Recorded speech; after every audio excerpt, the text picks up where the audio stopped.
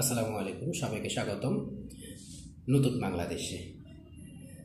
আপনারা জানেন ঘটনা পরিক্রমার ভিতর দিয়ে আমরা নতুন একটা দেশ পেয়েছি, নতুন একটা স্বাধীনতা পেয়েছি। যার কারণে আমাদের কিছু জটিলতা এখন দেখা দিয়েছে। তার ভিতরে অন্যতম হলো আমাদের যাদের পাসপোর্ট জমা আছে ইন্ডিয়ান এম্বাসিতে, তাদের এখন সবচেয়ে বড় চিন্তার ব্যাপার হলো আমরা কিভাবে পাসপোর্টটা ডেলিভারি পাবো।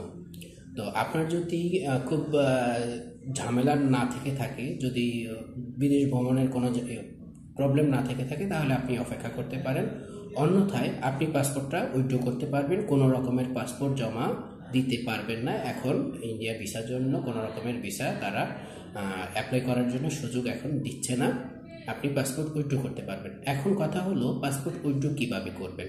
পাসপোর্ট উইথড্র করার জন্য আপনার ইন্ডিয়ান যে অ্যাম্বাসির হেল্প মেইলটা আছে, যেই আপনি এলাকায় আপনার পাসপোর্টটা জমা দিয়েছেন সেখানকার নির্দিষ্ট করা মেইল আছে, সেই মেইলে আপনি প্রথমে মেইল করবেন, আপনার প্রয়োজনীয়তা জানিয়ে তাদেরকে মেইল করবেন। মেইল করার পরে এরপরে আপনি সেই মেইলের কপিটা নিয়ে অ্যাম্বাসিতে যাবেন।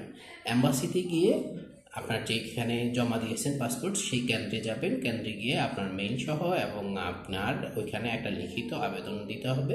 দেওয়ার পরে আপনার 2 থেকে 3 কার্য দিবসের মধ্যে আপনি আশা করি পেয়ে যাবেন।